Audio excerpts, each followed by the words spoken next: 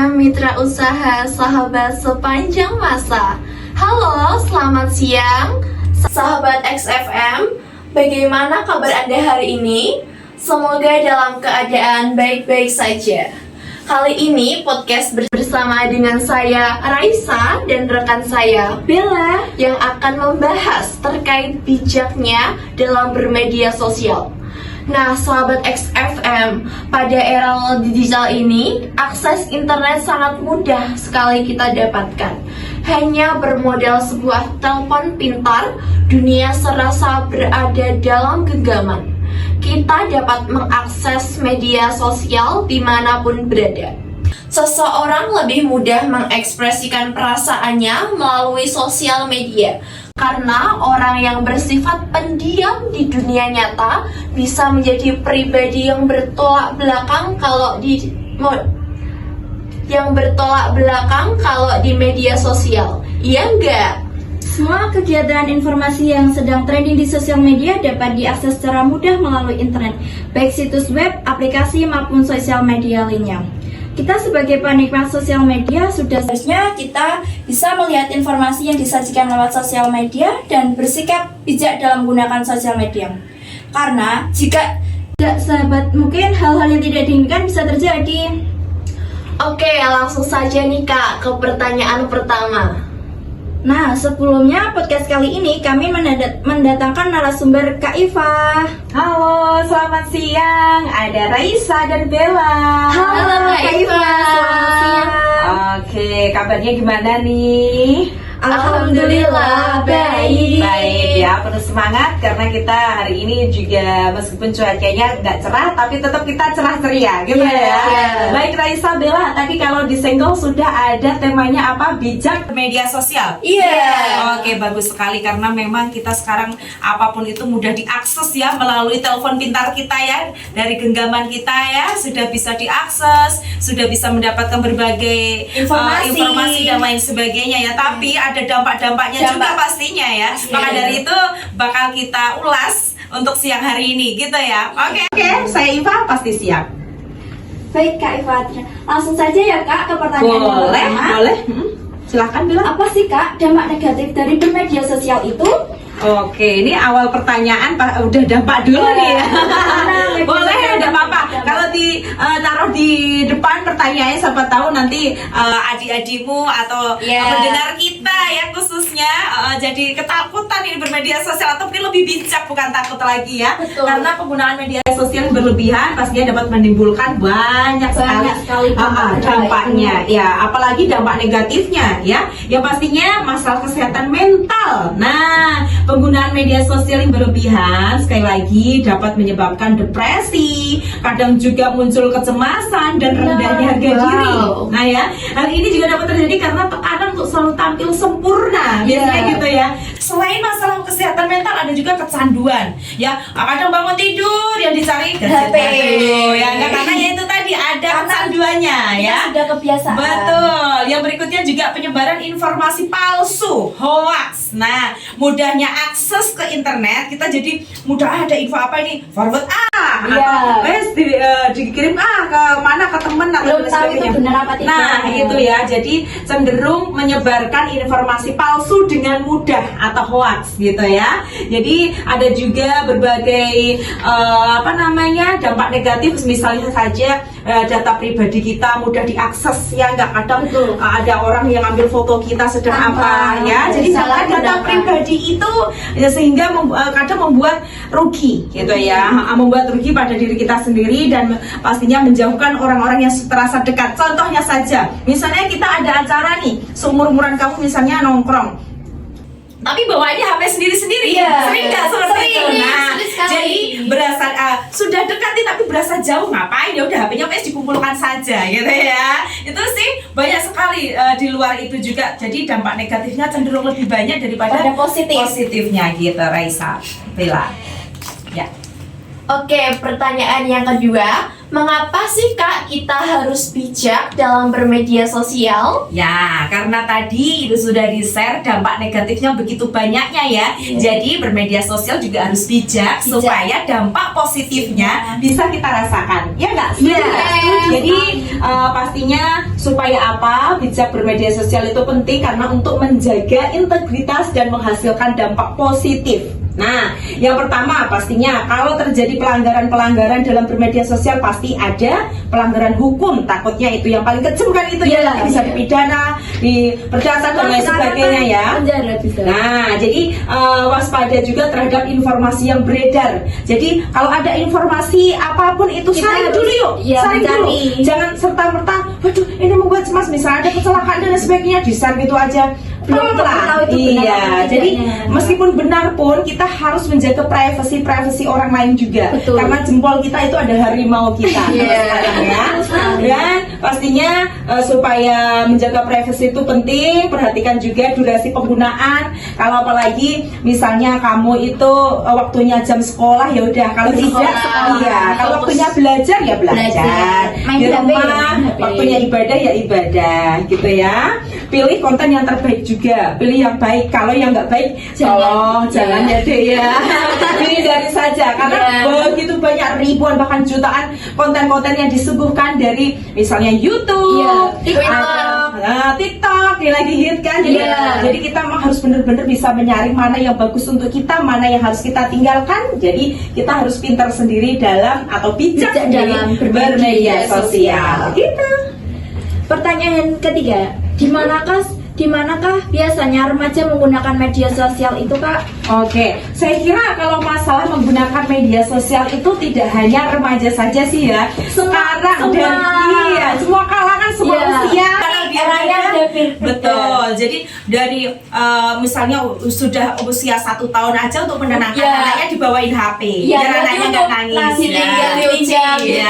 Apalagi yang dewasa seumuran kamu. Nah, yang manula-manula sekarang pun kadang juga meskipun nyuwun sewu kadang penglihatannya agak kabur pun juga hiburan katanya gitu. Yang sudah tua juga. Betul. Jadi mengapa media sosial sangat disukai mungkin gitu ya, pertanyaannya tepat. Jadi mungkin alasannya ya pastinya menggunakan media sosial itu yaitu 34%-nya untuk mengikuti tren seperti itu. Benar sekali. Ya, 80%-nya tuh mengupdate informasi. Kadang kita butuh informasi dari mana nih? Ayo wes merono internet pasti ada jawaban Mbah Google misalnya. Betul sekali. Terus juga ada 60%-nya untuk memperluas koneksi juga bisa karena kita bermedsos misalnya kita punya akun di Instagram memperluas koneksi kita banyak teman ya. Jadi 60% juga untuk mengisi waktu luang gitu ya. 70% untuk berkomunikasi mungkin, 20%-nya mungkin untuk berbisnis, malah sedikit ini ya untuk berbisnisnya. Untuk hiburan. Lebih besarnya untuk survei-survei itu yang sudah didapatkan memang lebih besarnya untuk komunikasi. Menyebarkan informasi, memperluas koneksi dan lain sebagainya. Jadi semua itu jadi suka gitu loh. Jadi meskipun sendiri nggak kayak sepi, kadang dia bisa senyum-senyum sendiri kan. Gitu. Jadi mengapa media sosial disukai ya karena jadi teman kita di segala suasana sih menurut saya. Tapi ya itu tadi kembali lagi harus bijak gitu ya. Karena dampaknya sangat luar biasa. Iya, apalagi dampak negatifnya ya. Oke, pertanyaan selanjutnya nih Kak Iva. Bagaimana cara bijak memanfaatkan media sosial? Oke, betul sekali, bagus sekali pertanyaannya karena saking banyaknya dampak negatif dan positifnya, jadi kita harus bijak supaya sekali lagi dapat mengambil dampak positifnya ya. Jadi berhati-hati dengan informasi pribadi. Kalau punya akun, saya harapkan sahabat XFM-nya jangan terlalu nge-share semuanya akun kita atau data pribadi kita itu di medsos. Lebih hati-hati ya. Cek fakta sebelum membagikan berita. Ayo, bener apa enggaknya nih? Nah, hindari menyebarkan hoax, itu penting ya. Gunakan bahasa yang baik meskipun kita komen. Biasanya gitu kan. Biasanya kan julid, netizen. Jadi kadang gitu, jangan sampai nanti ada pelaporan dan lain sebagainya karena komen kita. Ya. gunakan bahasa yang baik itu karena apa? Dalam bermedia sosial juga harus ada etikanya. Tidak dalam dunia nyata saja, dunia maya juga harus harus ada etika. etika. Betul, sopan santun ya. Kelola waktu online-nya, kalau waktunya ibadah-ibadah, waktunya belajar-belajar. Jadi tidak melulu waktu kita tuh banyak tersedot di media sosial ya. Meskipun dampak positifnya banyak, tapi waktu lain misal untuk bercengkrama bersama keluarga itu juga membutuhkan waktu ya. Selain itu juga lakukan detox media sosial ya, penyaringan mana yang bagus, mana yang enggak. Follow orang-orang yang menginspirasi aja deh. Benar ya. Kalau emang orang-orang yang ngajaknya ke negatif nggak usah deh di follow. Menurut saya itu sih. Ya. Selanjutnya, siapa saja yang biasanya terlibat dalam bermedia sosial itu sih Kak? Kalau yang terlibat pastinya apalagi media sosial Di era sekarang kan di kalangan pasti banyak sekali, betul, dari Gen Z dan milenial ya, semuanya terlibat. Jadi media sosial memiliki jangkauan itu bahkan hampir 100% ya, 94% di kedua generasi dan digunakannya terus turun-temurun seiring bertambahnya usia. Jadi memang semuanya ada keterlibatan, dari usia dini pun sekarang sudah terlibat ya, apalagi sekarang banyak yang apa ya, saya kurang tahu ya, entah itu judi online atau apa ya, top Ya, up itu dan lain sebagainya ya. Kadang kemarin saja kayak bukan aja sekarang lewat online bisa. Betul, jadi enggak kurang tahu ya. Saya soalnya tidak berkecimpung dalam hal itu, tapi kadang saya lihat ya, kenapa anak-anak itu udah bawa uang 100.000 untuk beli top up gitu. Nah, itu apa saya gitu? Itu Saya uang juga sering. Nah, ya, itu uang dari mana? Saya pertanyakan Orang tua itu. pastinya sih Kak. Nah ya, makanya saya kasih pengertian, ini apa namanya, orang tua kamu itu mencari uang segini itu susah loh. Udah ini dikasih mbah katanya lah. Itu saking untuk beli top up itu otomatis dia itu Dia rela. pengen gimana caranya segitu. ya. Nah itulah karena dampak negatifnya sangat luar biasa, generasi kita sangat terancam dalam hal ini ya. Gitu, harus waspada ya Raisa Bella ya. Iya Kak Iva. Oke, kenapa sih Kak kita harus bijak dalam bermedia sosial? Ya itu tadi karena ada hal-hal yang kembali lagi nanti takutnya ada pelanggaran hukum, ada lapor-laporan dan lain sebagainya, menyinggung perasaan orang lain minimal itu ya. Jadi etika. kita harus menggunakan bahasa yang sopan, beretika, bermedia sosial itu penting. Karena apa? Ya memang dalam dunia nyata saja kita tidak boleh terlalu menyinggung perasaan orang lain. Iya, Meskipun terlalu kita kasar. sekarang dengan mudahnya menyinggung orang lain melalui media sosial, tapi hal tersebut tolong dihindari gitu ya, karena tidak baik juga bermusuhan kan. Hindari juga penyebaran informasi yang tidak benar, sara, maaf ya, Sara. suku, agama, ras, Ya, antar budaya ya. ya. Itu Saling karena menghargai. betul, karena itu merupakan gimana, Indonesia itu bermacam-macam ya. Iya, Saran betul. jangan sampai disenggol oleh pornografi dan aksi kekerasan ya, menghargai karya orang lain itu juga penting Toleransi. ya. Jadi kembali lagi ke ilmu Pancasilanya sih. Gitu sih menurut saya. Benar sih Kak. Selanjutnya, mengapa harus sosial media sih Kak yang dijadikan untuk salah satu tindakan kejahatan? Ya karena semua orang bisa akses kembali Iya, itu kan. Jadi kalau semua orang bisa akses, jadi untuk menjadi apa namanya, tindakan kejahatan di situ makin mudah kan, terbuka peluang sangat lebar sekali. Contohnya kayak penipuan online ya, belanja Yeah. online, penawaran pembajakan di website ya, Pinjol. konten provokator, kadang juga bisa jual beli palsu Yeah. ya. Saya tuh pernah loh, kadang kayak gini. Ketipu. Iya, jadi saudara saya itu cerita sedikit ya. Saudara saya nih, Mbak ini ada penjualan ini murah sekali TV. Apa namanya, harganya sekian kok murah gitu. Iya, Saya pasti kira kan orang tertarik. Blora. Ya udah, Mbak ini suruh transfer dulu karena orang mau tugas luar kota katanya. Saya kira ya memang bener. Ya udah kamu datang ke sini saja soalnya saya siaran gitu kan. Datang ke sini. Lah ini orangnya mau kemana? Orangnya masih di Semarang. Saya langsung tanda tanya. Kayaknya saudara saya itu kayak terhipnotis gitu. Sampai saya orangnya tuh telepon terus ke saudara saya minta angkat. Kenapa? Wes Mbak gini aja, uangnya belinya nanti saja, yang penting ongkirnya dulu. Nah, ongkirnya berapa? 400 ya udah, sampai studio saya kasih uang, saya kasih Wah. tambahan. Saya kasih gitu, tapi ternyata memang dia Nggak datang.